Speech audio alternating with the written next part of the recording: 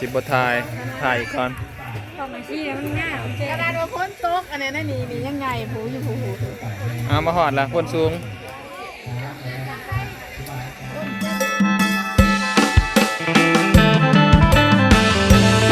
สบายดีอีกพี่น้องมีตะคลิปไปบุญไปศิลเนาะพี่น้องเนาะวันนี้ก็มีโอกาสได้มาร่วมพาป่ามาต่อคนสูงบ้านคนสูงมาละครเพลงแพงสารวัตรเนาะตอนนี้กำลังสิเกียมไปแห่ซึ่งบามีการนำขันเมืองคนเขาหวมน้ำก็คือทานท่องดีจันทวงศ์กรรมการพรรคแขวงประธานแนวเล่าสังสารแขวงรวมประธานศาสนาศรีสวัสดิ์การทำกรวิเลศักดิ์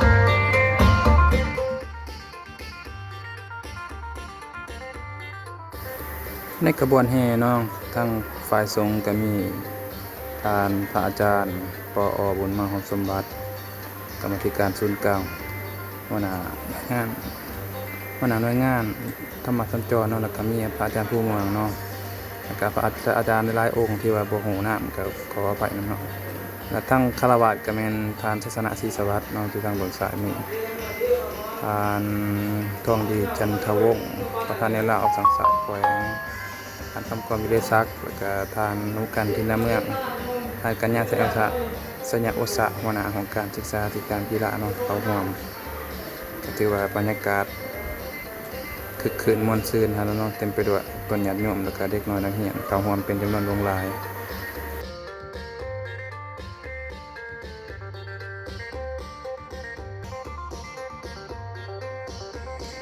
นี่เป็นก่อนกำลังของน้องนักเรียนม.ต.คนสูงเนาะที่ว่าที่ฝ่ายเขา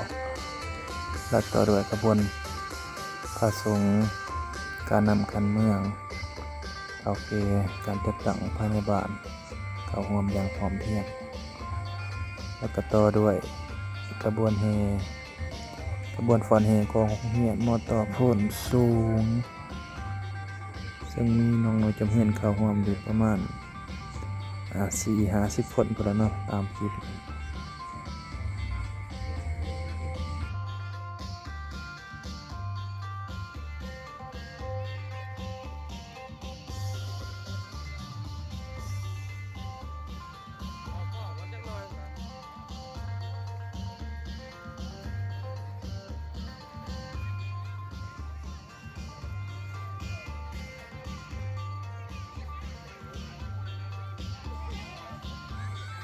แล้วก็ต่อด้วยขบวนแห่โรงเรีย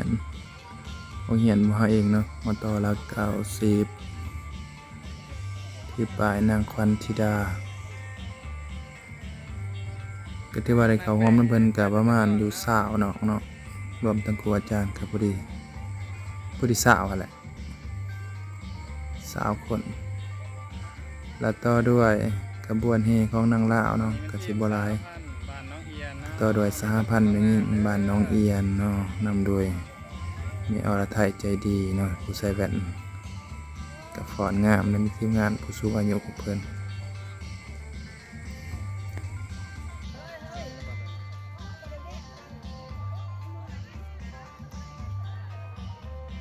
ต่อโดยกลุ่มสหพันธ์แม่ยิ่งบ้านดานหน้าเล่ามาในสุดสีฟ้าเกสีน้ำเงินนะ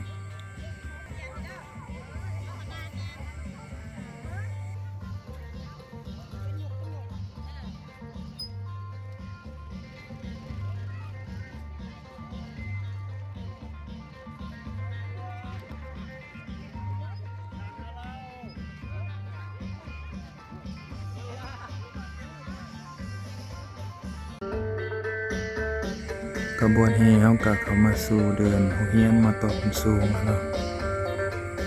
ก็ถือว่าการนำและการย่างระยะทางก็ถือว่าไกลเติบแล้วตั้งแต่จุดทาง3 เมตรจนว่าฮอดเดินโรงเรียนพี่น้อง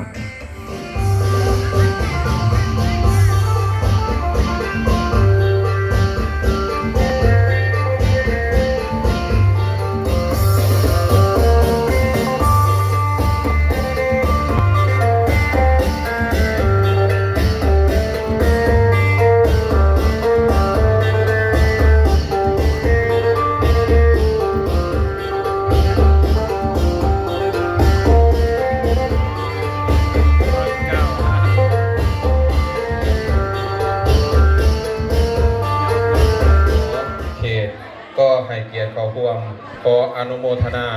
สาธุ ศูนย์กลางอปสห้องหัวหน้าหน่วยงานธรรมสัญจรน้อมนมัสการ ตอนนี้ก็รอดขาแสดง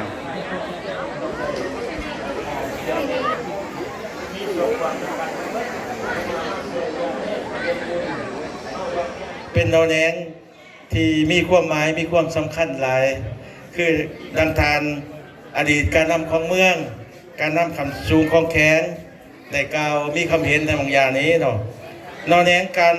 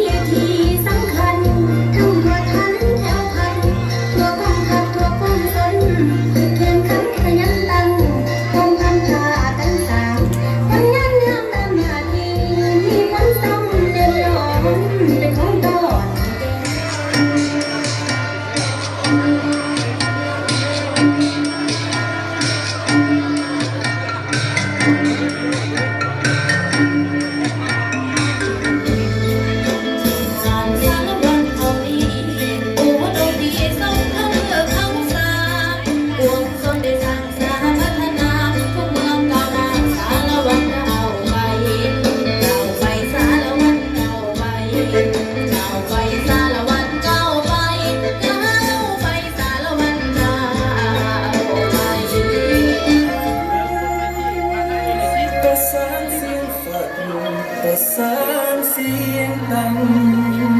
ประสานเสียงแคนขับโอ้ยลังสุขใจล้ำแท้บ้านเขา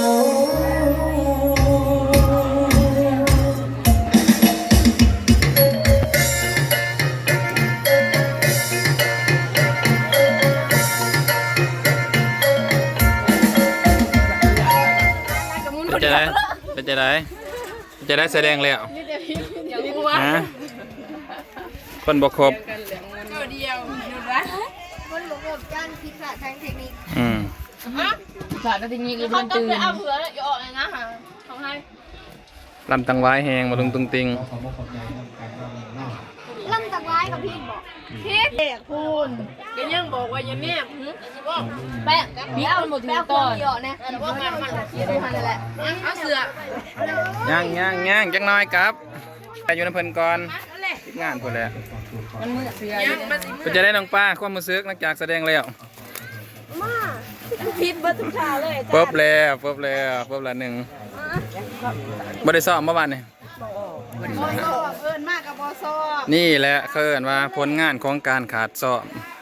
ทุกอย่างคือกันบ่ว่ากีฬาหรือศิลปะคันขาดซ้อมแล้วคนได้หาบออกมาอันนี้ยังว่าประกอบส่วนเนาะบ่เป็นหยังแต่ว่าเฮาก็มีความรู้สึกในหั่นแหละ คุณหน่อย ฮะ ไปกินเขาเด้อ โอ้เดี๋ยวจะพาเพิ่นเนาะจะพาเพิ่นก็นำมาฮอดมาถึง เขา มาพักผ่อนอยู่นี่ซื่อๆจาน ไปกินเขาเฮ้ย โอเคขอบใจนี่สอง มาตั้งโตะซื่อๆเพราะว่าผู้เพิ่น ผิดบทผิดทาบ่เป็นหยังดอกบ่เป็นหยัง น้ำมวยกับจื้อค่ะพ่อป้ายิ่งเห็นไปน้ำลายนี่น้ำมวยเลยกับจื้อมาแล้วว่าเดี๋ยวนั้นไปกันด้วยน้ำเจ้าเอาไปแล้วแต่ว่าคอยเนี่ยเจ้าไปกับไปบ้าเบิ้ล เห็นบ่อันนี้ว่าขาด2 3เนาะ พี่เรือถึงกันว่าให้หวานใจได้ตัวทานได้บดเอาเสือมาให้แน่น้ำโจ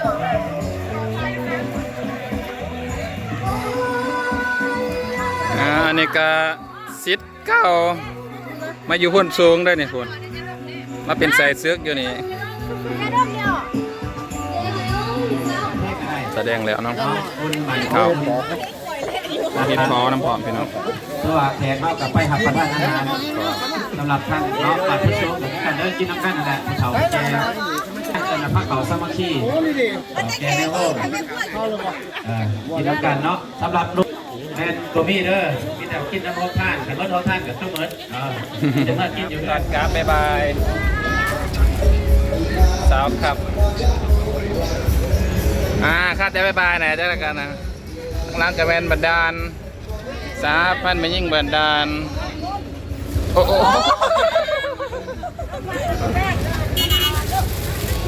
เกือบ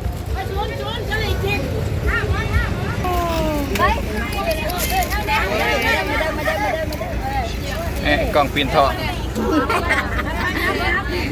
พี่นั่งนี่อาจารย์ร้านมันเราดูน้ำไปลงให้จะเขามาเราดู ใช่ไปเนี่ยนวดเอาไม่หันน้องเจ้าลูกเจ้าเมื่อตอนนี้กำลังจะกลับแล้วน้องที่วันที่คุณมา แม่ว่ะ บอ